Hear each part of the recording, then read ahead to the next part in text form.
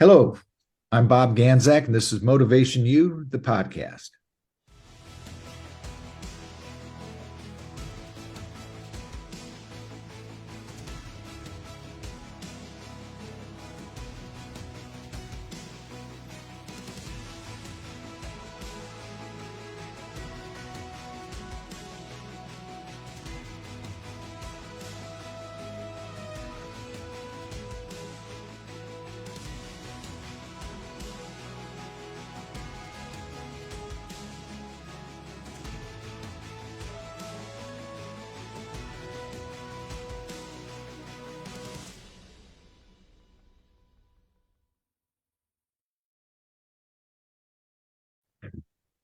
Welcome to Motivation U, the podcast, coming to you live from Spurrier's Gridiron Grill inside the Coach's Podcast Room. Well, I'm not there.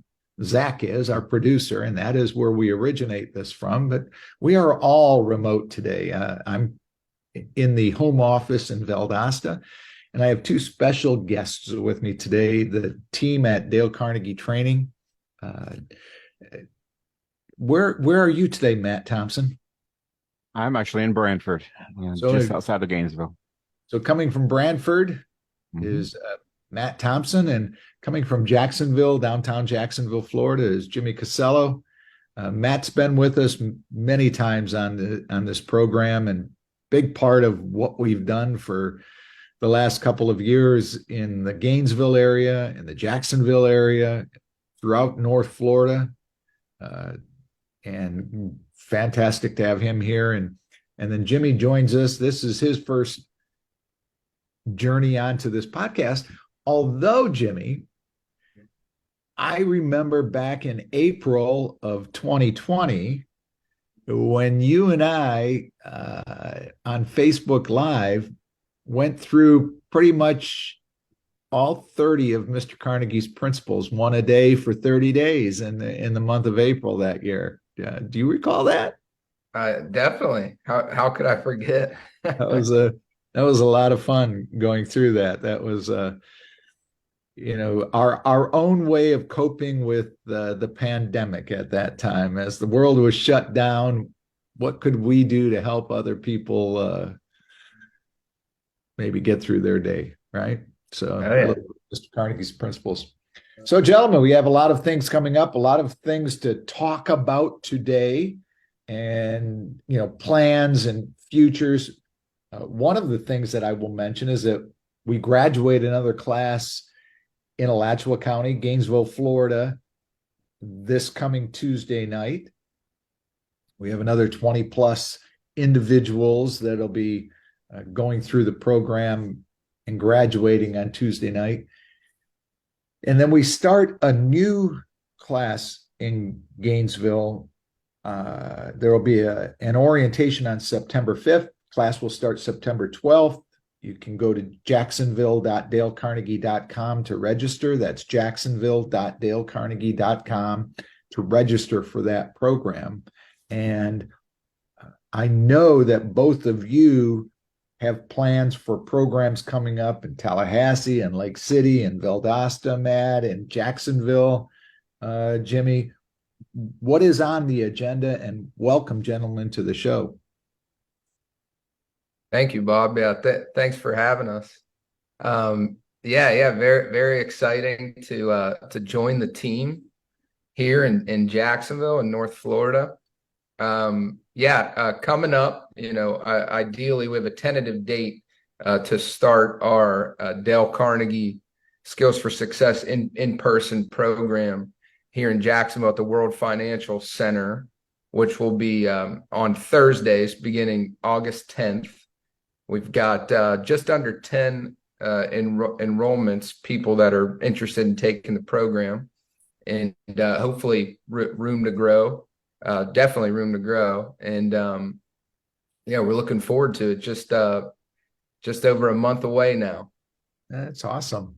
And we'll get that on the schedule, right? So that people can go to that Jacksonville.Dale Carnegie and register there. When you go to register, you just hit find courses, register, and you'll be able to pick the one of your choice in the area either Gainesville or other places. How about you, Matt? How are things in your part of the world and shifting to that Tallahassee territory? Well, we're excited about Tallahassee. We're kind of opening up new territory here for us. And right now we're looking at building like those in-house, that corporation, large corporation classes before we get into the public classes. We really want to let the large businesses, the chamber, know that we are here and we are ready, and then we will expand. Awesome. That sounds great. What now? You both have been involved in this. You've gone through the class. You've been graduate assistants. I've got to work with both of you in that capacity. Without getting too technical about what the program is, how do you see yourself in the daily life utilizing the principles that you learned? I mean, like, not consciously, but the things that you do, subconsciously now, just by natural doing things different. What are those things that you apply in life that you learned in the class? Well, yeah, Bob, that's a great question. It's almost like, where do you begin? And I always say you start with a smile, which is a big enhanced relationships principle in the Dale Carnegie world. And when you start with a smile, you begin with positivity, and you warm up to people, which they're more apt to do that back. And that's where you build your foundation. And that's one thing that's heavily stressed in Dale Carnegie, especially early on, from making connections with people, right? And how important is that in business? Extremely important. So if you're able to start that way, which is a principle that's covered very on in Dale Carnegie, the sky's the limit from there. If you look at the Golden Book, it's Principle 5, right? It's that smile. It to me, it's like if you're plugging something into the wall, how if you travel overseas, you have to have the adapter to be able to plug in, because you got an American plug and they've got an Italian, different type of system, electrical system there. So without the adapter, you don't plug in. And that smile is to me, kind of like the adapter. It lets any plug in. It makes you welcome, to be there. If you didn't have that, I of course don't need a hair dryer. Both of you guys do. But if you travel with your hair dryer, you can't dry your hair if you can't plug it in, right? And that smile to me is that. It's such an engaging thing. And you always wonder what you notice about people first, and that smile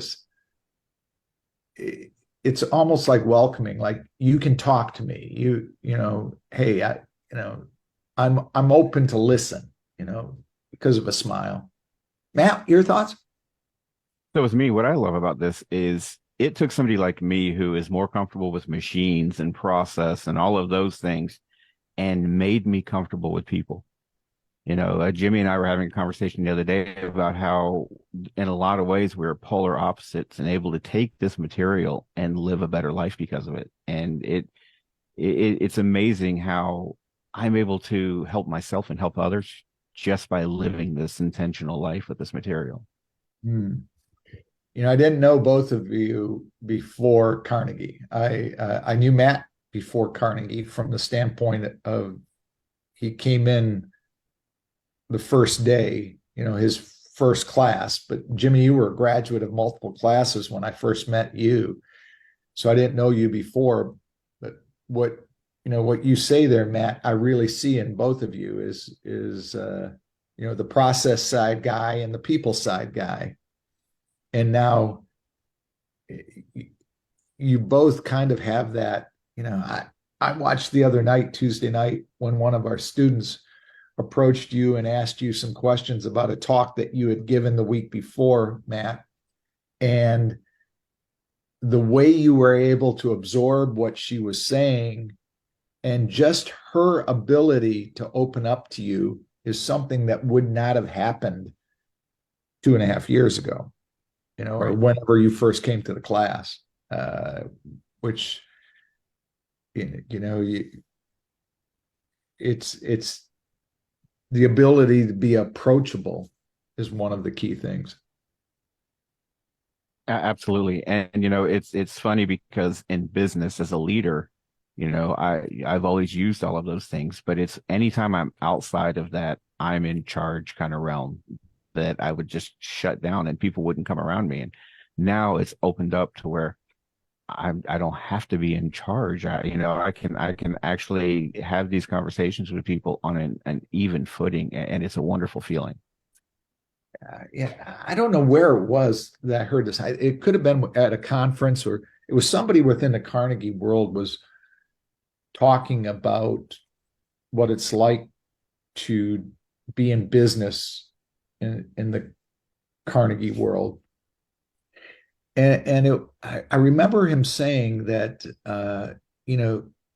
our clients, the people that we talk to, our customers, our participants, look at us as a mirror of is this the type of person that I want my team to be? So if you're a business owner and you're thinking about investing in your team, to enhance their skills as far as communication and people skills and their confidence and their ability to manage stress and worry and their leadership foundation, all of those things, they look upon us as the personification of what they want their team members to be. So if we're not putting that smile on our face and we're not, interacting with them and asking good questions and being that positive influence, they're going to turn us away, So we've got to walk in there, and it can't be phony because people smell that, from the get-go. It's really living that intentional life. Thoughts, gentlemen? Yeah, I mean, absolutely, Bob. And that's, you talk about applying the principles on a daily basis, right? And that's why we got into the program, right? To enhance those qualities that we have of ourselves. And that's a big, and to elaborate on that, that's a big strength of Dale Carnegie training in general, right? Some people say, well, I'm not the best listener, or I'm not the best public speaker, or, I do certain things, certain nervous habits when I speak or whatever. And, the trainers are going to point that out, and it's not going to be real comfortable, but that's exactly the opposite of what Dale Carnegie training is, right? Yeah. We focus on somebody's strengths and enhance those strengths and take their minds off of maybe what they don't do well, and they don't even think about it. Yeah. So they actually sharpen their skills subconsciously sometimes. And all that takes is applying the principles of Dale Carnegie, to your everyday life and going from there. And through our program, the 8-week-long program, you have time to do that in between each week and work on those things in your everyday life. And that I think is just the strongest part of and most powerful part of Dale Carnegie training. We're talking with Matt Thompson and Jimmy Casello of Dale Carnegie Training of Jacksonville about leadership, life, and a lot of other things. And Matt, you've seen, without mentioning names, you've seen a lot of successes, mainly coming out of the Gainesville area, where you and I have done a lot of work over the last couple of years with Doreen Wiebe and and some other people. What are some of the key components that you see in individuals when you know that they've made that personality shift to being more confident? As they go through this program, everybody comes in the same, not knowing really what they're going to get out of it, or what it's for.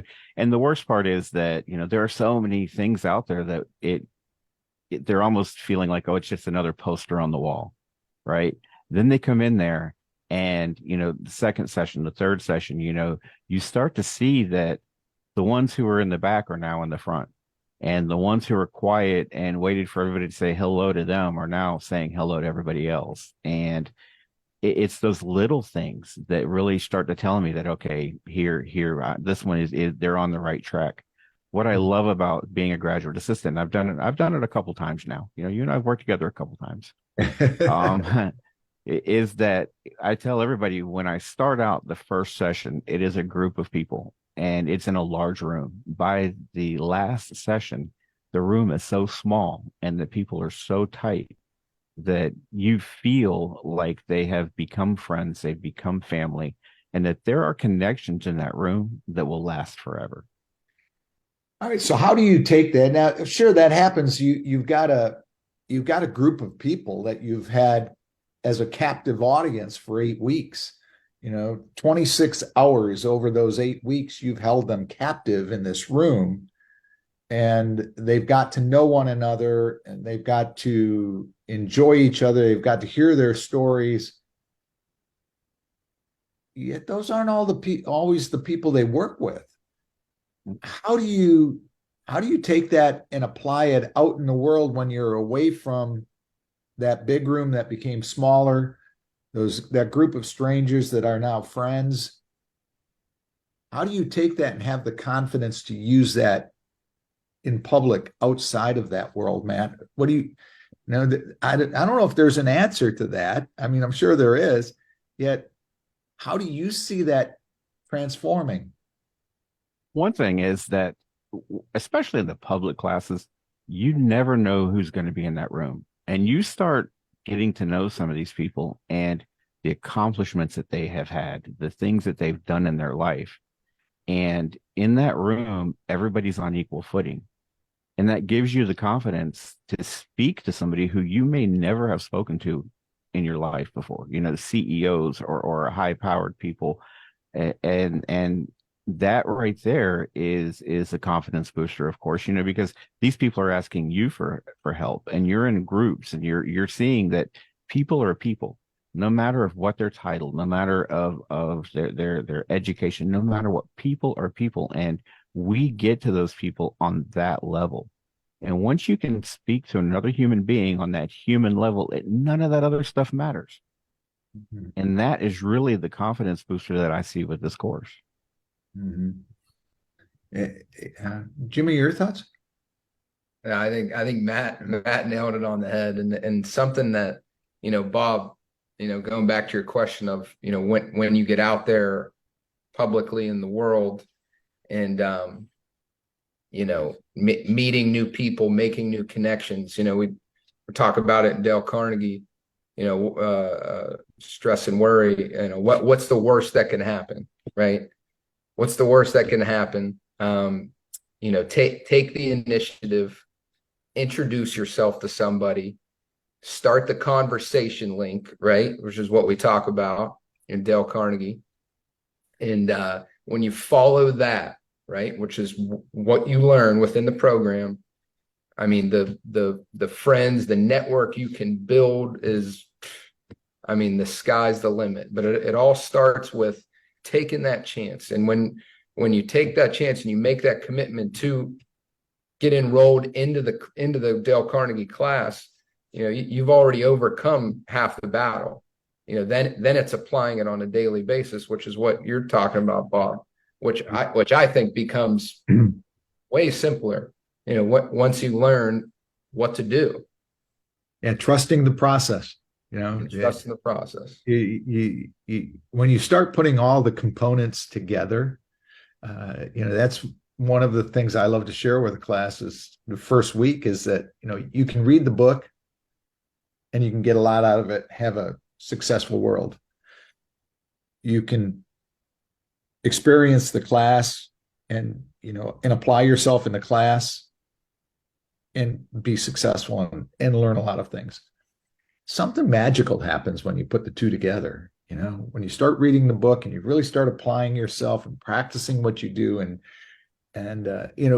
one of the faults of us as humans is that we'll learn something Tuesday night. We have an assignment for next Tuesday. We'll start working on it the following Monday. Yeah. So it's really up to us, and our graduate assistants and myself in the program, we try to encourage people, like, don't wait until Monday. Don't wait until next week. The minute you walk outside of this room, that's when the assignment starts. The minute that you leave the building, you have an opportunity to practice what you learned. If you stop at Publix on the way home, and there you have an opportunity to use the clerk's name, put a smile on your face and practice that. You have so many opportunities, and that's it. It's living intentionally, like Mr. Carnegie talked about. It's an incredible process. And Bob, to elaborate on that, Matt and I were talking the other day. There's so many great leadership sales books out there, right? That are available for us to purchase and read. And there's principles within those books. And when you go through, read the book, and you're like, man, I got to figure out how to apply this at work. So it's really, you either do it and hold yourself accountable to it, or you don't. And when you're in the Dale Carnegie program, in the process, you have no choice but to apply those principles, because that the next session you're getting up in front of the class and talking about the principle that you applied, and then the benefit that people can get from applying that principle. So that's the magic in Dale Carnegie. You can spend as many thousands of dollars as you want to on leadership books and self-development books and material. But if you're not applying it, then it goes to waste, to your point. So that is our job as consultants, right? To make sure that the participants are going through it and applying this stuff and are excited to come up and talk about it. Yeah. It's an incredible thing. I was working with a team last Wednesday, and I started thinking to myself, in the sales world, you can take those leadership principles and apply them in a sales way. I mean, it's a sales guideline. Begin with praise and honest appreciation.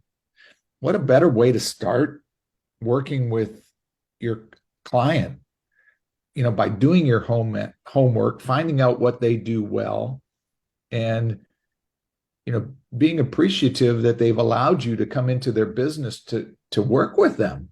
Begin with praise and, call attention to people's mistakes indirectly. You don't want to tell them everything they're doing wrong, yet you can help them, see in a different light some areas that you may see that they could get better at. Talk about your own mistakes before criticizing other people.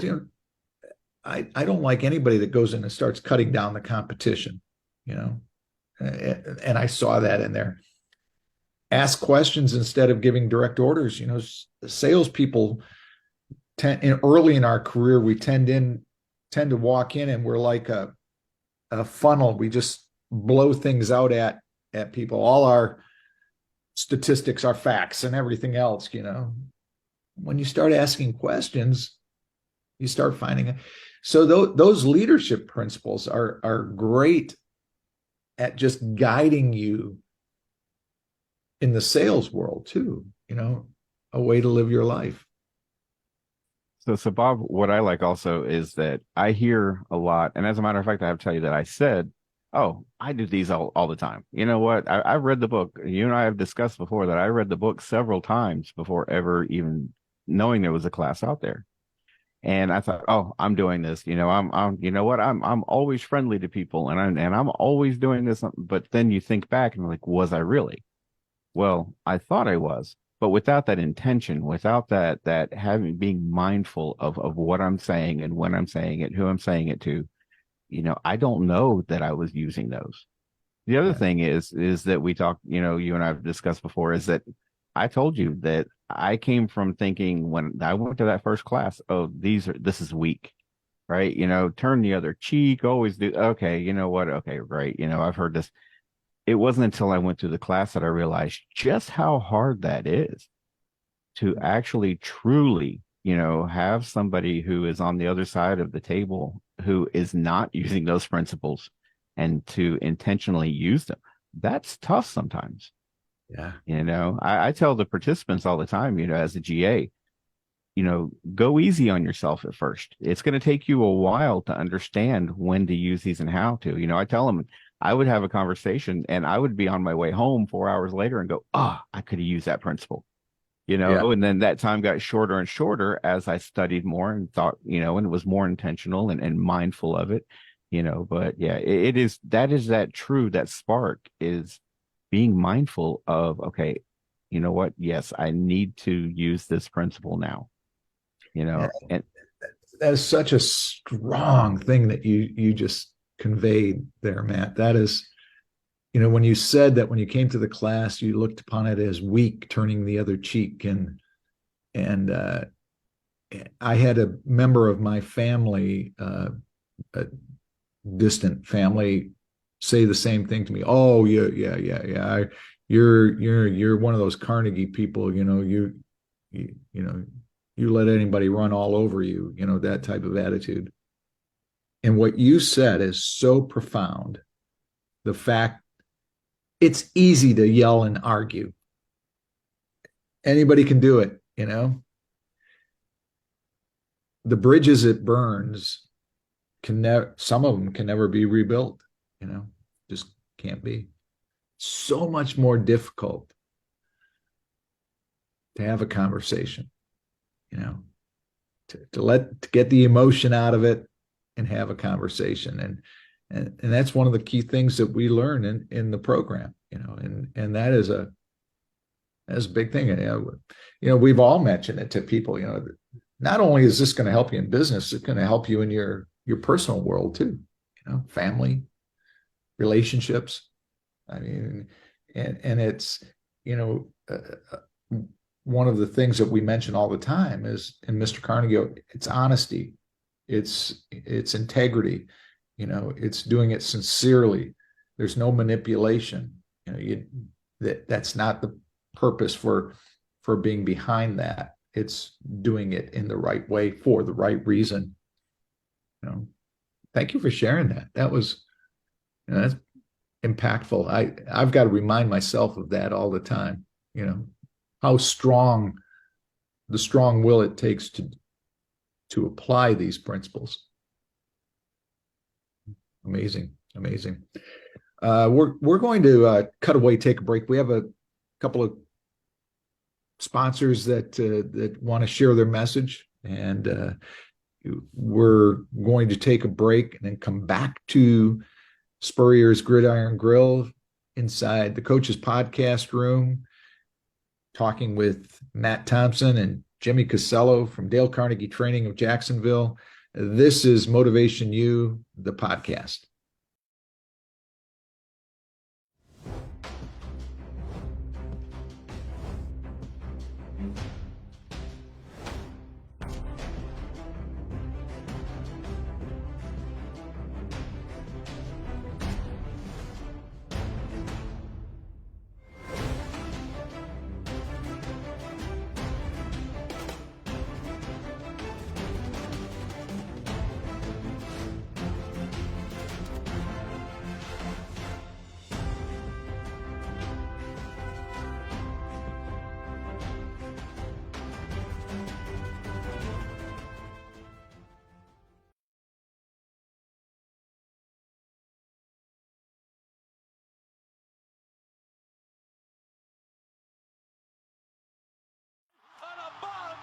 We still hear it.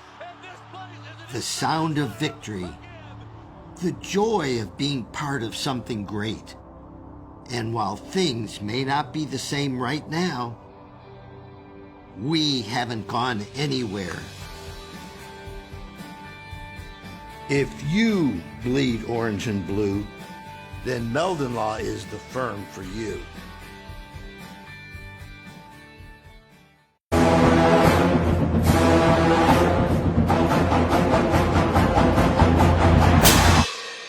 Jeffrey, what are you doing? Well, I'm joining the band, of course. Since Meldon Law is the official law firm partner of the Florida Gators, I want to help.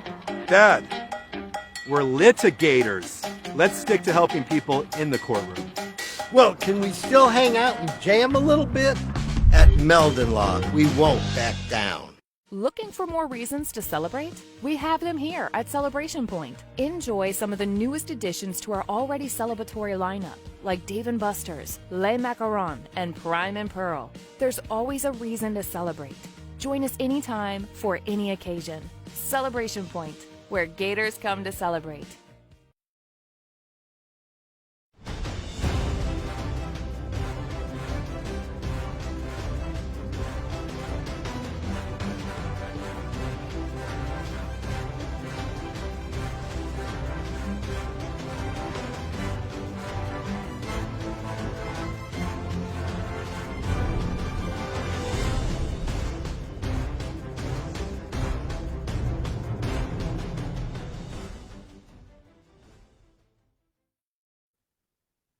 Welcome back to MotivationU, the podcast. My name is Bob Ganzak, and we're coming to you live from Spurrier's Gridiron Grill. We're originating from Spurrier's Gridiron Grill in beautiful Celebration Point inside the coach's podcast room, and I can hardly wait to get back there. I just haven't been able to travel for the last couple of days. I can hardly wait to get back there. I absolutely love that place. And Jimmy, you are going to absolutely love that place too when you get to go there.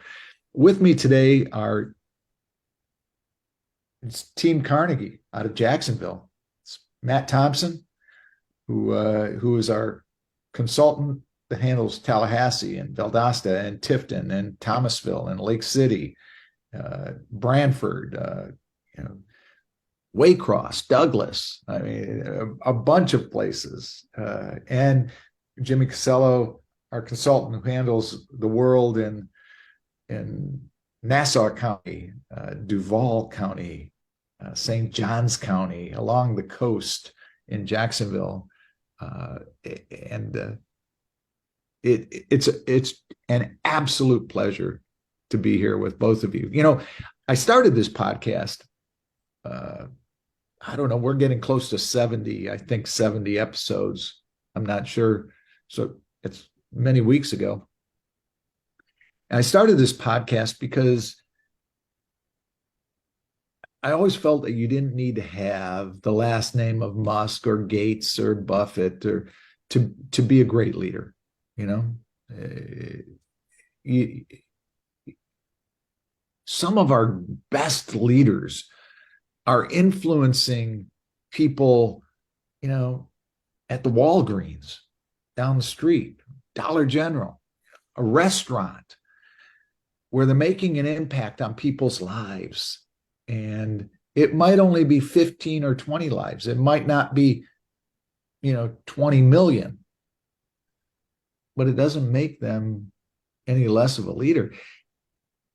And what I like to look at are what are the skills and what are the attributes of those individuals that help them be that. And when I put the Dale Carnegie principles to life, those are the things that people do in order to help. Hey, Jimmy, you mentioned it earlier. Simply a smile. Like, do you want to be around a leader that, has the look of Genghis Khan all the time, that is just a negative Nancy and always bringing other people down and telling you the worst that can happen, I mean, would you actually want to get up and go to work the next day knowing that somebody's going to tell you that you don't have a chance in Hades to succeed? Thoughts, guys? Yeah, no, Bob, you're exactly right. I mean, smile is huge. And you mentioned it earlier, begin with praise and honest appreciation, which is another great principle of Dale Carnegie. And it's, great leaders, especially the ones that I've been around, great leaders, if you're working for them or working with them, whatever it may be, if you're doing something well, they point it out to you. They tell you when you're doing something well. And, you go through life, and life's too short, right? So many people are used to the opposite, are being told what they don't do well, or no, you're doing it wrong, do it this way. But what about complimenting people on what they do well? That's just another powerful component of Dale Carnegie. And that's what great leaders do, no matter who they are. Matt, your thoughts? So I think that, especially in the industries I've come from, that we think that the person who knows how to do the most is going to be the best leader. And I've often said a great electrician, great welder, great mechanic does not always make a good leader. Mm-hmm. It's the people who can motivate their people under them. It's the people who have that compassion and that love for the people under them, and these principles, you cannot have compassion for people or not have compassion for people if you're practicing these principles, because, you are thinking about them first, and all great leaders do that. We talk about, all the buzzwords around, servant leadership and all of this and all that. That's all great, and they're all wonderful ways of being a leader. But the truth is, be a good person and care about the people under you, and then the rest will follow. I'm glad you mentioned that. Matt, is that people have made a lot of money coming up with terminologies like servant leader and this and that, and the genre of that type of mentality started back in 1936 with the writing of this book, in my opinion. Okay, my opinion. I'll say that. And Mr. Carnegie wasn't like, be a servant leader or be this. It was just live intentionally and be a better version of you that you were yesterday, and continue work to get better. Apply these principles and you will, and that's an amazing thing. One of the great things I admired about both of you, you guys came from completely different industries, completely different industries. Yet one of the things that I admired about you is a thread that is almost exactly the same. Matt, you in the lumber world, the lumber industry, people sought you out to make their company more efficient and better. You were sought out, personally sought out. Jimmy, you were the same way. I mean, Mike Walrath started he knew you from interacting with you in another completely different world, yet he handpicked you to be an important part of this new multi-million dollar adventure that he went on. And both of you, that is exactly the same. People sought you out, and that is something that I really admire in both of you, and I see why they did. Maybe it's why I did. Look for both of you to self-starters, positive people, look for the good in others. Both of you leave people better than when you found them. I don't care if you walk into the room and have a 5-minute conversation. For some reason, they feel better about themselves when you guys walk out. It's whatever the way you treat them and your attention to them as people. Amazing to me when I see that. Jimmy, when we did that class in Douglas with the company, I think of Matt Carver, if you remember Matt, and just, or when we had the tour after graduation of the facility there, I sat back and I said, I was the instructor for 8 weeks, and these people absolutely love this young man. That was really cool. And Matt, I see it every single time in a class with us. Like I mentioned earlier, Beth having that conversation with you before class last week, you just see the connection that you have with that individual. And that's applying these principles. Pretty simple. Go ahead, Jimmy. I see you have something on your mind. No, thinking back to that incredible group of people there at Southwire. And no, I appreciate your praise too, Bob. That's very nice. But yeah, it's back when I worked at a hoopy, we would always get phenomenal compliments of the club there, what it turned into, the caddy program, what that developed into. And I'd hear a lot, Jimmy, man, what a great program you built here. And I would first of all say thank you, genuinely thank you. And we built it together. And they would say, who's we? I'd say me and the caddies. There wasn't one decision that I went about without clearing it with them first to see if it was something that they would follow, right? People support a world they help create. And that's something that I learned in Dale Carnegie. Red light, green light meetings. Well, vice versa, green light and red light meetings. Yeah. So approaching that startup, if you will, that was all that was on my mind. And they love it, the caddies, that is, because it's fun for them. They help create it. And that transpired into the members and guests who experienced the place loved it as well. And that has everything to do with Mike, nothing to do with me, but they appreciate the caddy program because the caddies were involved in the decision making. Yeah. And it turned into a phenomenal place. Well, I never had the opportunity to meet Mike, the owner of the place, yet I would venture that he would take zero of the credit and put it towards his team. That's just my guess, and I don't even know the guy, because I know that you wouldn't continue to go back and work for a person that didn't have that type of foundation and integrity, which is interesting. And Matt, you have experienced the good, the bad, and the ugly as far as leadership. Oh, absolutely. And, your journey just in the time that I've known you has been, like sitting out on a raft in the ocean. You go up high on the wave and then you go down the bottom. You're waiting for, that tsunami to come and knock you out, and that's a sad way to be.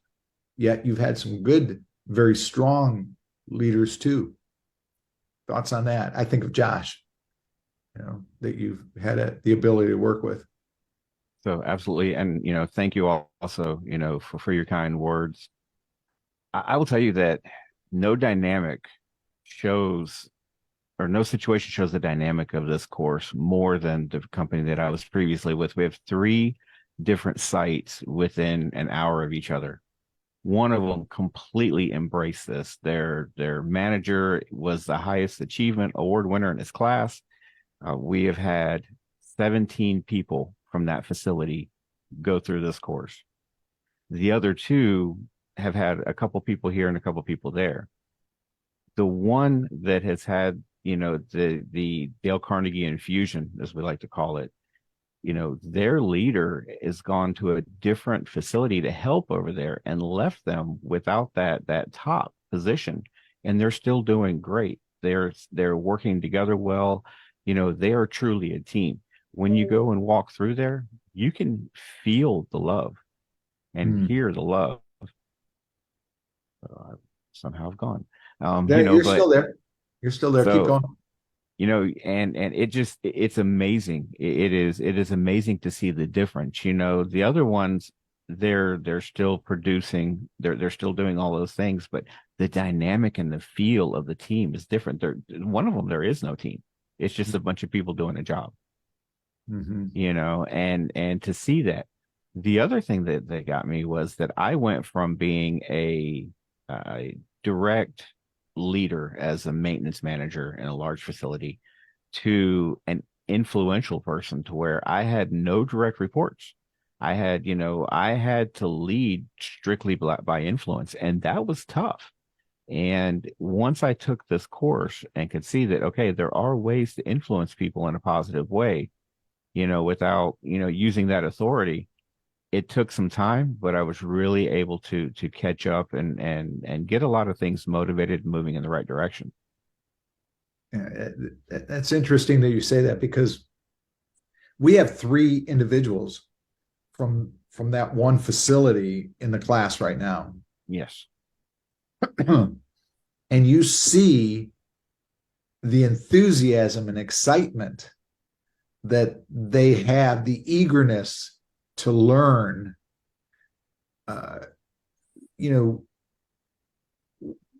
which is something that has got to be encouraged from another level, because that's not natural.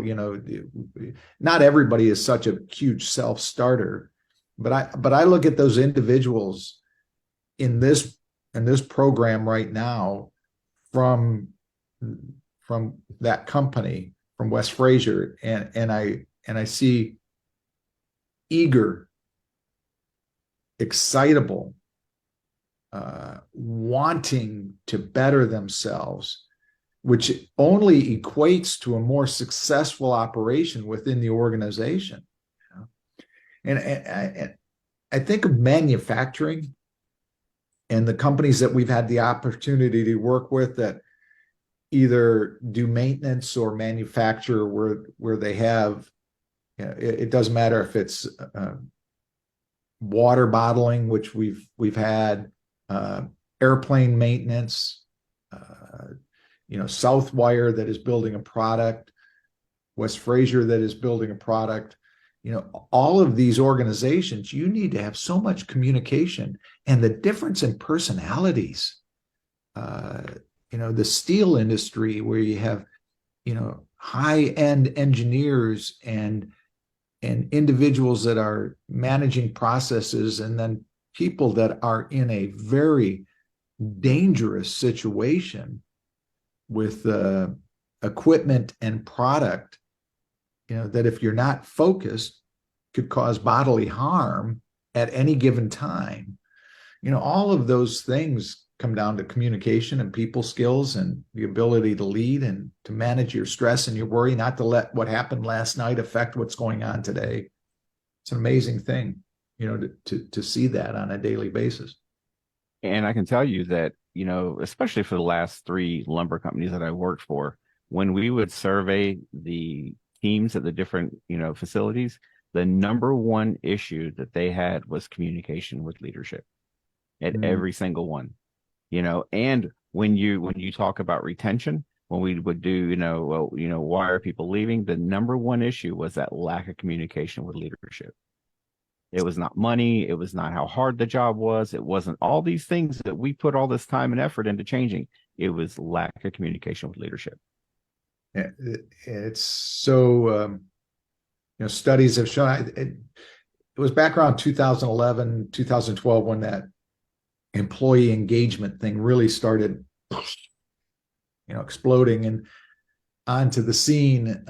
And I can remember I did like in December of maybe 2010, I did a workshop with a group the pantry stores on employee engagement. And a lot of the things that I learned myself studying for that and preparing for that stay today. You know, those three things that drive engagement.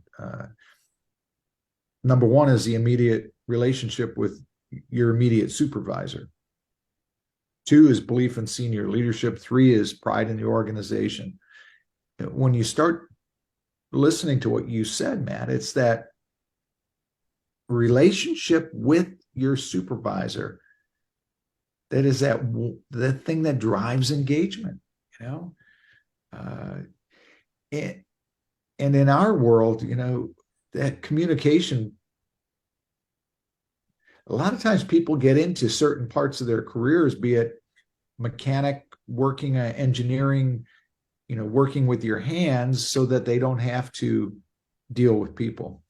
You know, they fall in love with that. You know, so it's a key point there. Jimmy, your thoughts on that aspect of it, of that employee engagement and the interaction with that immediate supervisor. You had a challenge in your world in the past with immediate supervisors.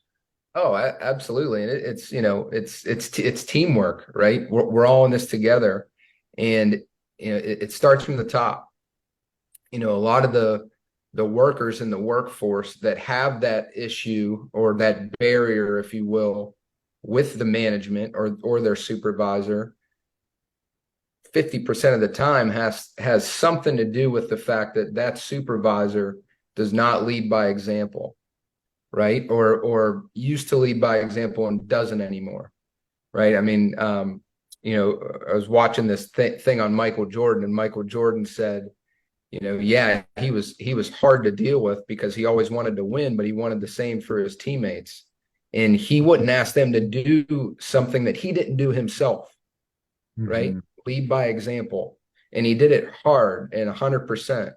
And the teammates had no choice but to respect him and follow suit, because they knew what that would lead to. They knew what was in it for them too. Championship rings. Yeah. And, you know, going back to the teamwork thing, and it starts from the top, and the employee engagement and all that, you know, it starts with a good leader. You know, if you don't have that supervisor who cares about you and who will say, hey, I'll put my book down and my computer away, and I'm going to get my hands dirty and lead by example and dive in with the team here, because we are all in this together. You know, you know, production won't happen and things won't get done, you know, if there's no engagement. Yeah, so it's true.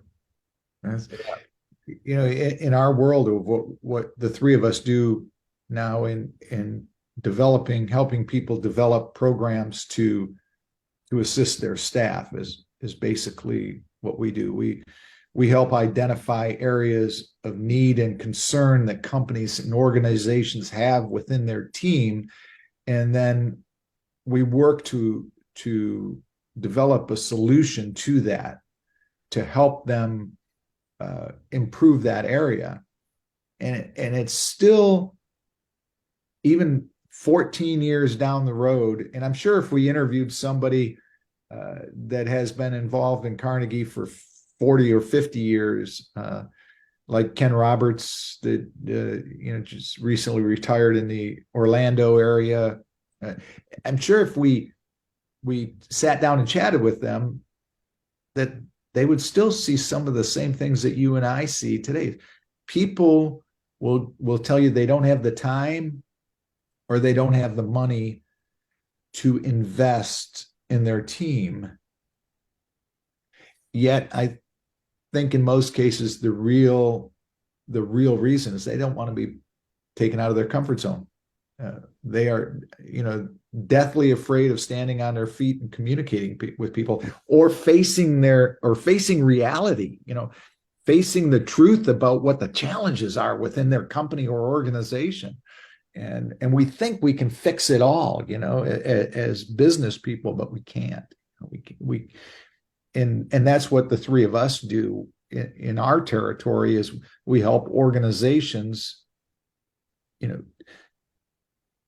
correct or right a challenge within their team.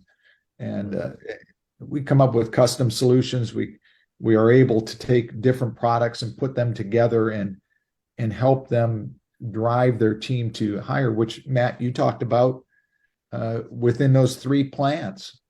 The one that is applying that and consistently putting that forward, the results are in, the proof, I should say, are in the results of what the success of the plant has.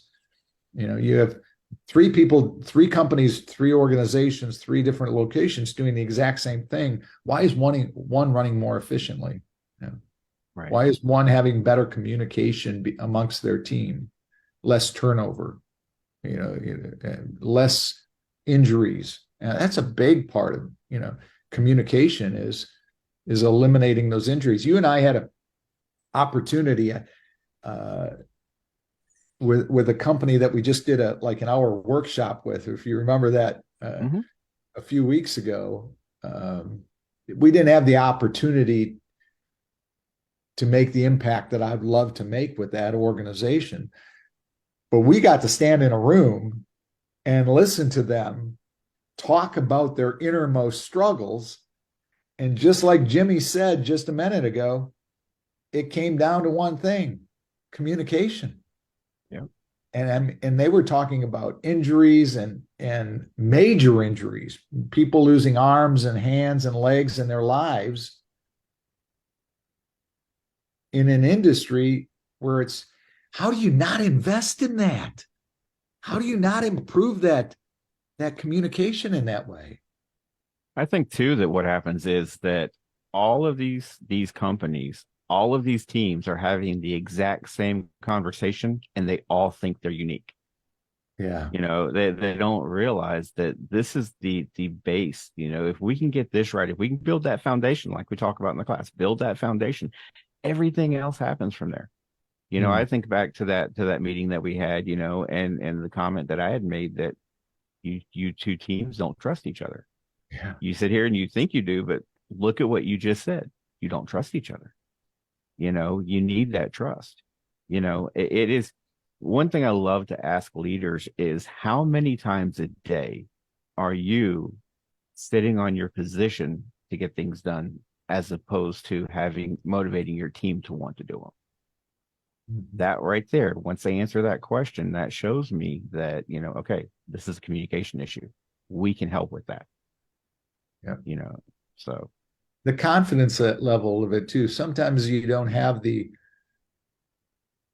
people have the desire to communicate, but they don't have the confidence to step out of that area and do it. We talked last week at class about, comfort zone versus confidence zone. I like to refer to it as a confidence zone. I want to expand the confidence zone. And I don't want people to be comfortable. That's not what I'm looking for. Comfortable might be sitting on the couch with a dish of ice cream and adding more hot fudge to it and getting nothing accomplished. But the confidence zone is when you're in your confidence zone, you can accomplish more, anything. You can help your team grow. So that's kind of where I come from. Gentlemen, it's been a pleasure, and I look forward to a long time of working with both of you and helping to grow this. Jimmy, thank you for being here today. Matt, thank you for being here today. Zach, appreciate it very much, sir, being our producer and taking us through this last hour. We'll definitely do it again in a couple of weeks. We'll put this together in another way, and maybe we can all be inside Spurrier's Gridiron Grill in Gainesville and do it there. So for Jimmy, for Matt, for myself, Bob Ganzak, this has been Motivation U, the podcast.